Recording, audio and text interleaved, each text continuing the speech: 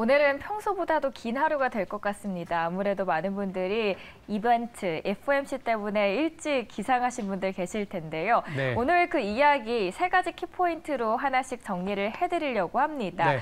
일단 첫 번째로는 어떤 키워드일까요?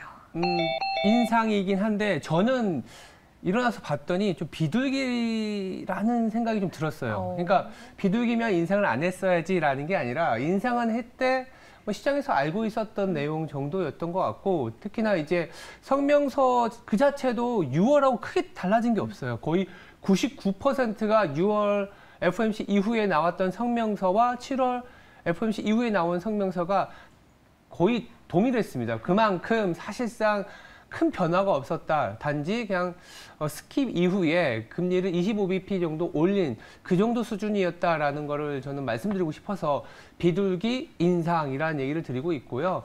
실질적으로 거기서 좀 바뀐 내용 중에 하나가 경제에 대한 평가가 약간 뭐 미국에서는 슬라이틀리라고 하던데 소폭 상향이 됐습니다. 뭐 마디스트에서 마더리 뭐 이런 단어의 어떤 뉘앙스인데 뭐 크게 변함이 없다라고 볼 수 있는 것 같고요. 그러다 보니까 결론적으로 말씀드리면 다우는 뭐 13거래일인가요? 지금 뭐 세기도 바쁜 것 같아요. 13거래일입니다. 네. 연속 상승을 했고 나스닥도 소폭 하락이긴 했지만 장중에 예전에 FOMC에서 보여줬던 그런 변동성보다는 좀 낮은 변동성을 보여줬습니다. 오히려 실적 시즌에 따르는 기업별 차별화가 시장의 흐름을 더 좌우했다라고 볼 수 있는 것 같고요. 조금 더 정리해서 말씀드리면 FOMC 25bp 금리 올렸지만 실질적으로는 금리도 하락하고 달러도 약세를 보이면서 시장에서는 이제 도비시하게 반응을 했다. 비둘기적으로 해석했다라고 볼 수 있고요. 그 근원의 하나가 뭐냐면 연준, 특히 파월 연준 의장이 기자회견에서 어떤 얘기를 했냐면 9월은 동결 그리고 인상 모두 가능하다.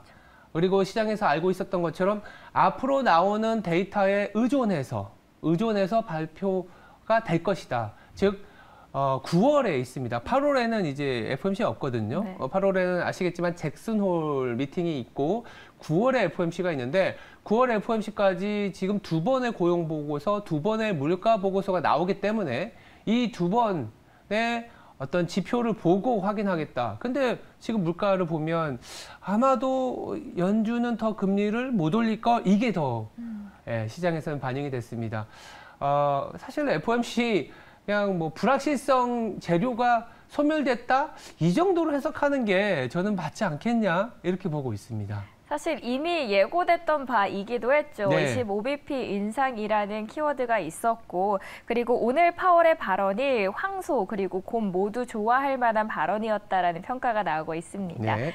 첫 번째로는 비둘기적인 인상이었다라고 말씀을 해주셨고, 그렇다면 두 번째로는 어디에 주목을 할까요? 아무래도 이제 지표 의존 정책이라는 얘기를 했기 때문에 어떤 지표를 봐야 되느냐. 장중에 살짝 시장에서 흔들렸었던 부분들도 있었는데 굳이 따지자면 이 파월 연준 의장이 2025년까지 2%대의 물가가 조금 힘들지 않겠냐. 그 말은 뭐야? 그 물가가 잘 안 빠지고 잘 둔화되지 않으면서 연준의 기준금리 인상의 기조 내지는 내년에도 금리 인하 안 해주는 거야 라는 인식이 강해지면서 이 시장이 조금 흔들렸거든요. 근데 이제 지표 의존 정책이라는 것을 감안해서 보면 물가를 계속 주시하겠다라고 판단할 수 있어요. 근데 또 이 물가를 주시하겠다라는 부분에 시장에서 좀 우려했었던 부분들은 또 그 정도까지는 아니다라는 얘기를 하더라고요. 저는 두 가지에 주목을 하고 있거든요. 첫 번째는 임금 상승률을 타겟팅하고 있지는 않다. 임금 상승률이 최근에 좀 많이 문제가 되고 있잖아요. 네. 이게 고용이 굉장히 타이트하고 그렇게 되면 임금 상승률을 자극할 것이고 그렇게 되면 또 인플레이션 압력이 높아질 것이다. 이런 어떤 악순환의 고리를 사실상 크게 개의치는 않은 것 같아요. 가장 중요한 거는 근원 CPI를 보겠다. 헤드라인보다는 근원 CPI를 보겠다라는 얘기를 했는데 두 번째가 포인트라고 보시면 될 것 같고요. 왜 그러냐 하면 지금 7월에 나오는 데이터 이후에는 유가의 기저 효과로 인해서 오히려 이 하반기에는 헤드라인 CPI가 조금은 반등할 가능성이 높습니다. 상반기까지는 지난해 유가의 하락으로 인한 기저효과, 그로 인해서 헤드라인 CPI가 상당히 빠르게 내려오는 그런 영향을 보여주었는데요. 하반기에는 오히려 유가가 안정을 찾았던 영향이 반영이 되면서 헤드라인 CPI는 조금씩은 완만하게나마 올라갈 수 있어요. 그러면 시장에서는 야, 지표 의존 정책인데 금리를 더 올리는 거 아니냐 이렇게 생각할 수 있거든요. 근데 이 파월 연준 의장이 근원 CPI가 더 중요하다.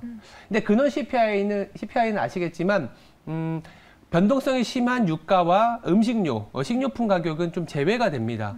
가장 많이 들어가는 게 주택 가격이에요. 40% 이상이 주택 가격인데 주택 가격이 이제 본격적으로 2달 전부터 반영이 됐거든요. 경우에 따라서는 지금 연말까지 가면 주택 가격 하락으로 인한 근원 CPI는 3% 초반까지도 내려갈 수 있다. 굉장히 강하게 보시는 분들은 2%까지도 말씀은 하시는데 그만큼 물가의 상승 압력이 상당히 둔화되는 게 근원 CPI다라고 볼 수 있거든요. 근데 거기에 집중을 하겠다.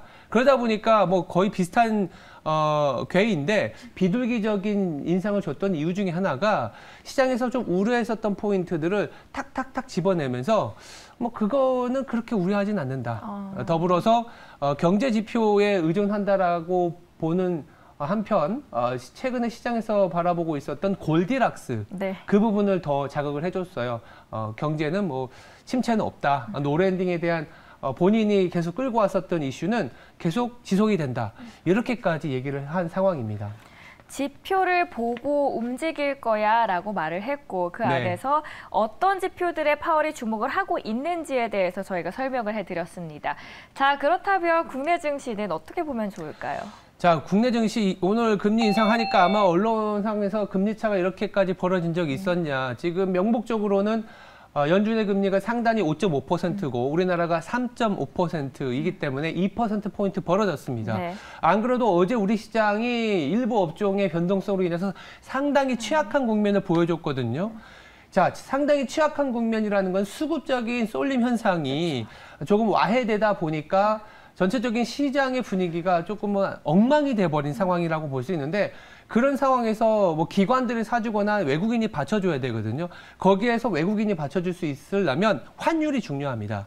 환율이 안정을 찾아줘야 되는데 결론적으로 말씀드리면 어제 우리 시장은 사실 글로벌한 현상은 아니었습니다. 만약에 글로벌한 현상이었으면 테슬라가 하락을 했을 때 2차 전지도 같이 반영을 했어야겠죠.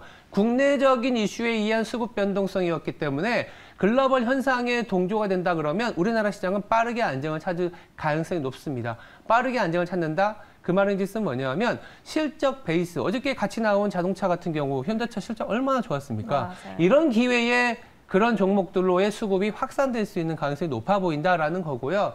비단 현대차를 말씀드리는 게 아니라 이렇게 실적 시즌이 되다 보니 공교롭게도 2차 전지의 변동성이 더 촉발이 됐다. 왜? 2차 전지 말고도 살 게 많다라는 거죠. 물론 강한 시세를 주고 하루 들어가면 다음날 수익을 주는 그런 종목을 사고 싶겠지만 지금은 변동성이 워낙 심해졌기 때문에 내가 추종 세력에 대해서 갖고 가기가 어려운 상황이에요. 그 시점을 정확하게 짚지 어려운 상황이었는데 어제 한번 보여줬다라는 얘기를 드리는 거고요. 단순히 연준이 금리를 올렸다고 해서 환율이 튀면서 외국인이 빠져나가고 그렇다면 어제의 변동성은 시장이 무너지는 변동성이야 이렇게 얘기할 수 있는 게 아니라는 거죠. 별개의 사건으로 해석을 하고 있다라고 보시면 될 것 같아서 결국에는 맨날 똑같은 얘기 한다라고 하겠지만 펀더멘털 이슈가 좋은 종목들이 많습니다. 지금 오늘 같은 경우에도 삼성전자 실적 발표하지 않습니까? 네. 그래서 어제 2차 전지 급락을 할 때 오히려 하이닉스와 삼성전자가 같이 올라오는 모습, 반대로 올라오는 모습에 집중해 본다면 결국 너무 쏠려 있었던 부분들이 확산되면서 괜찮은 업종으로 실적이 잘 나온 업종으로 외국인은 들어오면서 시장의 안정을 조금 도모해주지 않겠나 이렇게 좀 말씀을 드릴 수 있을 것 같습니다. 사실 2차 전지에 대한 엇갈리는 평가들이 굉장히 많거든요. 근데 그 수급의 쏠림 현상에 대해서 2차 전지 내에서 수급 쏠림이 좀 돌아갈 것이다. 아니면은 오히려 다른 섹터 쪽으로 수급이 쏠릴 것이다라고 이야기가 나오고 있는데 그렇다면 다른 섹터를 조금 더 봐도 좋다. 저는 다른 섹터도 상당히 기회가 있는 섹터가 많기 때문에 확산될 거라고 보고 있습니다. 오히려 그게 더 기회가 될 수 있겠네요. 오늘 FOMC 관련돼서 3가지 키포인트로 요약을 해드렸습니다. 더 자세한 이야기는 월거이브 시간에 함께 해주시죠.